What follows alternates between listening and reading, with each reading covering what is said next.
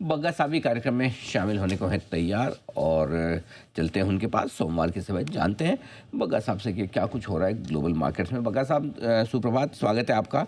शुरुआत पहले अमेरिका की तेज़ी से करते हैं और रोजगार के आंकड़े बड़े उम्मीद से ज़्यादा आते हुए दिखे, बेहतर आते हुए दिखे। क्या समझा जाए, अब ट्रंप और दबाव नहीं बना पाएंगे जेरेमी पावेल पर कि ब्याज दरें घटाएं घटाएं और ब्याज दरें घटने की उम्मीदें कम हो जाएगी सर? नहीं, अनिल जी, वैसे तो ब्याज दरों के कटने की उम्मीद तो सितंबर तक मूव हो गई है। जहां पहले जून जुलाई होता था, अब सितंबर से पहले नहीं दिखता है, क्योंकि इकोनॉमी उनकी ठीक ठाक ही चल रही है। ट्रंप ने फिर भी ये नंबर जब आए, उन्होंने कहा कि ईसीबी ने 10 बारी रेट कट कर दिया इस साइकिल में। आप लोग रुके पड़े हैं पिछले साल से, तो 1% का रेट कट करिए आप। और वो शोर तो ट्रंप का जारी है। उन्होंने ये भी कहा है कि जेरेमी पावेल के जो सक्सेसर होंगे, उनकी भी अनाउंसमेंट वो कर सकते हैं। तो एक शैडो फेड चेयरमैन लेके आ सकते हैं ट्रंप, ज्यादा और दबाव बनाने के लिए। बट पावेल बहुत क्लियर है। जब वो व्हाइट हाउस में भी मिल के आए ट्रंप से, उन्होंने कहा कि हम पॉलिटिकल डिसीजन नहीं लेते और हम जो इकोनॉमी के लिए ठीक बात है वही करेंगे। तो बात क्या हुई है अनिल जी के, जो नौकरियों के आंकड़े हैं वो उम्मीद से ज्यादा आए। इससे अमेरिकन मार्केट काफी उछला, क्योंकि लोगों को अब यही लग रहा है कि इतना इम्पैक्ट अभी तक टैरिफ्स का नहीं आया। दूसरी जो बहुत पॉजिटिव घोषणा थी कि यूएस और चाइना की आज फिर से वार्ता है लंदन में। तो ट्रेड टॉक्स जो जिनीवा में हुई थी, उसके बाद थोड़ी मायूसी ही रही। तो जी जिनपिंग और ट्रंप की बातचीत हुई आपस में, और थर्सडे को, तो वहां पे ये तय हुआ कि लंदन में बातचीत होगी। उसमें से दो निर्णायक चीजें जो मार्केट को प्रोत्साहित कर रही हैं, एक जो रेयर अर्थ्स, ये क्रिटिकल मिनरल्स पे जो बैन लगाया हुआ था चाइना ने, उन्होंने यूरोप पे भी हटाया है और अमेरिका को भी बोला है कि हम आपको देंगे। भारत के लिए भी ये संकट है, क्योंकि वो मैग्नेट्स और रेयर अर्थ्स की बहुत कमी हो रही है। और सियाम ने भी, जो हमारे ऑटो मैन्युफैक्चरर एसोसिएशन है, उसने भी कहा है कि जून एंड तक काफी भारतीय ऑटो प्लांट्स को बंद होना पड़ेगा अगर चाइना से रेयर अर्थ्स नहीं मिलते। तो ये अच्छी बात है। दूसरा, बोइंग के विमान जो तैयार थे चाइनीज एयरलाइंस के लिए, जो वापस एक तो वापस भी भेज दिया गया था, वो फिर से उड़ान भर रहे हैं और चाइनीज एयरलाइंस को वो डिलीवर हो रहे हैं। तो ये दो बहुत अहम मुद्दे थे, जो लगता है कि उनका जरूर कुछ निर्णायक एक सॉल्यूशन निकाला गया है, और वो मार्केट्स को काफी प्रोत्साहित कर रहा है। आपको लग रहा है सर कि बात बन जाएगी आज से जो ये बैठक शुरू हो रही है लंदन में? लगता है कि इस बार फाइनली दोनों के बीच में हो जाएगा समझौता?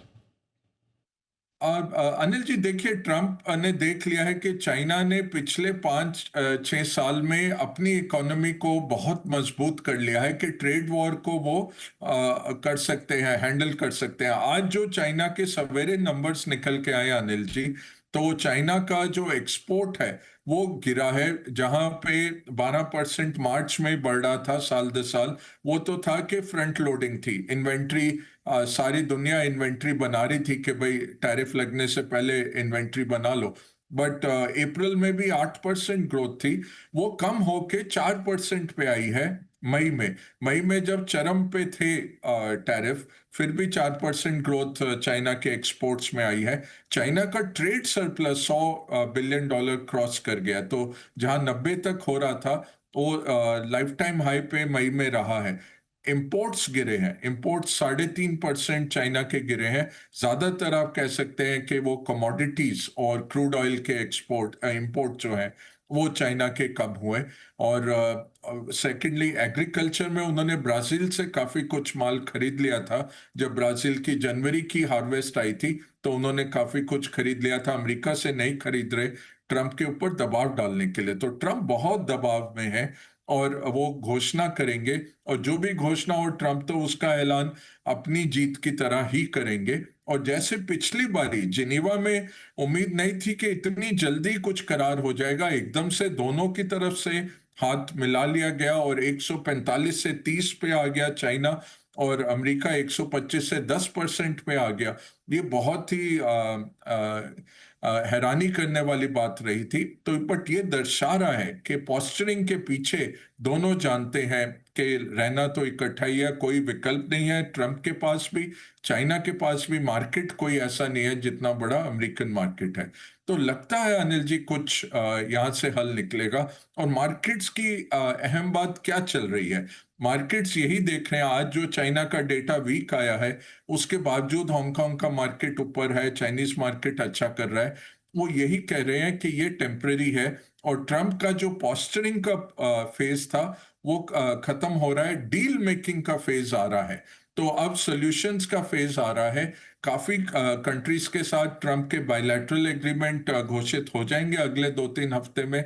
भारत में भी अमेरिका की टीम बैठी हुई है, उन्होंने पोस्टपोन किया है अपना डिपार्चर, जो कि मार्केट पॉजिटिव ले रहा है कि लगता है कि कुछ करार के हम निकट आ गए हैं, कि वो अभी वापस ही रह गए हैं भारत में।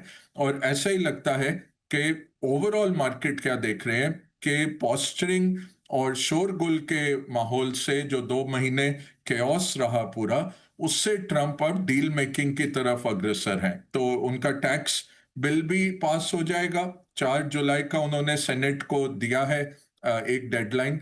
लगता है कि अगले 2 हफ्ते में उनका टैक्स बिल भी पास हो जाएगा, और टैरिफ में भी बहुत बड़े बड़े कंट्रीज के साथ करार हो जाएंगे। डील मेकिंग का माहौल आ रहा है, इसलिए रिस्क ऑन है पूरे विश्व में, और भारत को भी उससे बहुत मदद मिल रही है। ओके, ये है आपके लिए टैरिफ वॉर पर लेटेस्ट डेवलपमेंट।